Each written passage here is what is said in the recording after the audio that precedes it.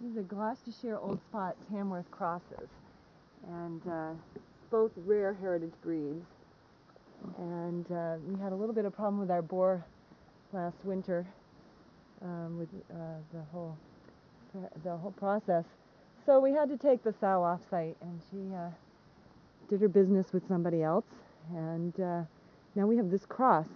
The Gloucestershire Old Spot's an orchard pig, and they're not known for their digginess. And last year, we didn't get as much tillage out of them as we would have liked. This year, putting the Tamworth in there, these guys like to dig. They take this corn maze down very quickly and till it up. And I hear some of their buddies over there working away in the corn.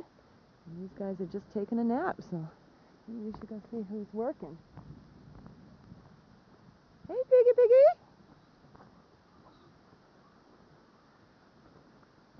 You rub them long enough, they'll pass out. They're a lot like humans in that way. They're much like humans. They're probably the hardest animal on the farm to get attached to, because, you know, we do raise them for meat. And people say, how can you raise a rare pig and then process it and eat it? And part of the problem is farmers aren't going to raise an animal if they don't have a product out of it.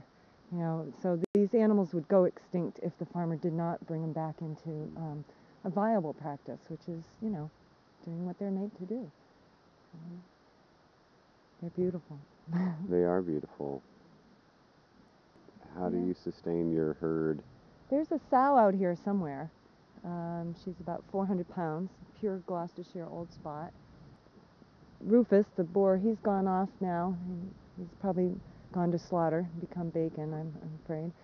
And the other female has gone back to the original farmer who gave us the pigs in the first place. This year, I think we're looking at an artificial insemination process. We really want to get pure Gloucestershire Old Spots into our cycle. Because what would happen if these guys, if they were pure, a couple of them would get sold for breeding, and then the rest would go for meat. So then you really have a sustainable program where you're increasing the availability of the pigs as well as fulfilling their function, which is to feed us. The pork's been very popular. They're known as a bacon breed. Both breeds, the Tamworth and the Gloucestershire, are bacon pigs. Why is that? It's a lower fat content, actually. When I first heard the term bacon pig, I was thinking it was a fatty pig and we were going to have some really fatty pork. And actually, the fattier pigs are called lard pigs, and a bacon pig they prize because it has a leaner meat and produces a leaner bacon. We made sausage, and we had chops, and we had some roasts, and they went probably within a month. All the pork was sold.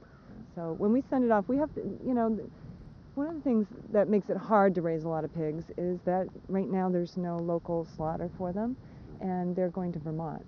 So, you're talking 250 pound pigs, it's going to be quite a chore to get them up there, and then you have to leave them, and you have to come back and get your meat.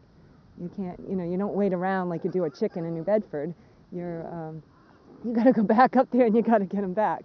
So 2 round trips for a farmer. I'm curious about the possibility of creating a share practice on the island. Kind of like a CSA for meat. Create a market for it by this kind of the similar practices happen in other places where people will buy a half of a beef, and thereby help sustain and slightly deregulate the commerce of meat. It's a very viable option. I think we may be coming to that soon. You need that organizational piece, somebody who's going to kind of help oversee everything. And because you can sell a pig in advance, raise it, and then you can slaughter it on farm. And then the person comes and picks up their meat. There's really no selling of the meat. It's the selling of an animal.